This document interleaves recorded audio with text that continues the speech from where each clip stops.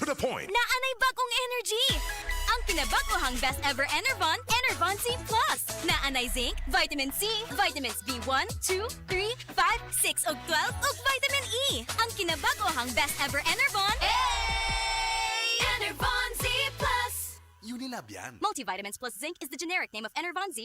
If symptoms persist, consult your doctor. Kung adunay diarrhea, magkulo-kulo ug mosakit gyud ang tiyan. Take new Diatabs Advance, a first in the Philippines nga adunay bagsik nga kombinasyon sa loperamide para mahuman ang diarrhea ug simeticone para mawala ang sakit sa tiyan. In soft gel capsule, mao nang mas paspas kaysa loperamide lang. With 2 capsules after first loose stool. Unilab yan. Loperamide simeticone is the generic name of Diatabs Advance. If symptoms persist, consult your doctor. Sa Attorney Rufil Fernandez Banyok ni para sa Rexidol Forte. Kining tambala dili lang para sa usa, kundi para sa upat kalain-laing sakit sama sa labad sa ulo, bughat, pamaol o hilanat. Usa ka tableta lang para sa upat kalain-laing sakit. Bisag magdungan-dungan pa na. Busa tumardayon og Rexidol Forte ang diskarte sa mga sakit nga pwedeng bation og dungan. Labad sa ulo, punan og bughat, pamaol, punan og hilanat. Balhina sa Rexidol Forte. Paracetamol caffeine is the generic name of Rexidol Forte. If symptoms persist, consult your doctor. Partner, nahibaw ka ba nga nagkadako ang problema sa diabetes sa atong nasod? Sumapa sa statistics sa International Diabetes Federation as of year 2021, doon ay estimated nga 4.3 million Filipinos ang diagnosed nga may diabetes, samtang 2.8 million sab ang ginaingon nga undiagnosed. Daghan na sad ko kaila nga dunay diabetes ug gituuhan nga pre-diabetic ug ang makaalarma pa hasta mga young adults na diagnose na sab niini.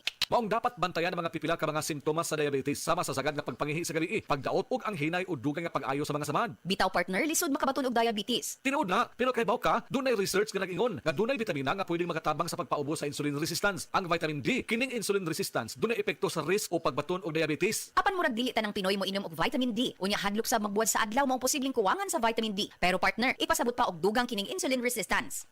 Ingon ini ni partner, kung dunay insulin resistance, dili na maproseso og tarong sa mga organs ang insulin. Maong ang resulta, makabaton og build up sa glucose ang dugo. Maong mutaas ang blood sugar nga senyales sa diabetes.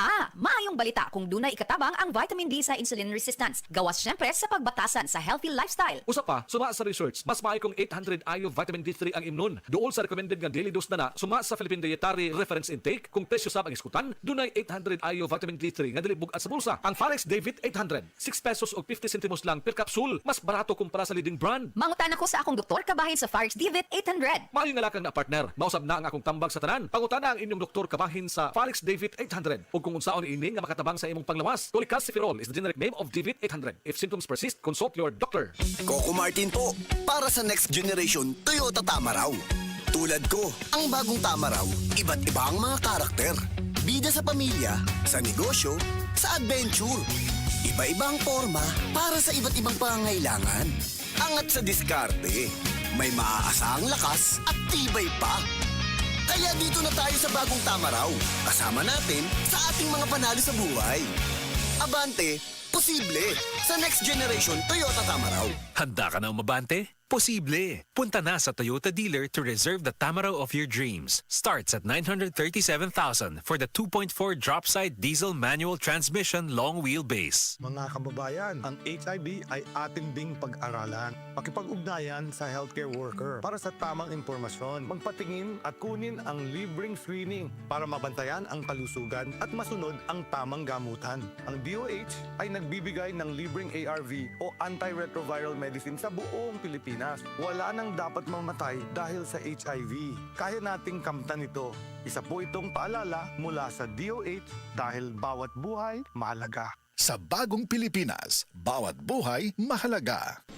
Best Radio Commentary Program ng 20th Cebu Archdiocesan Mass Media Awards. Straight to the point! Straight to the point! Ni Attorney Rufil Fernandez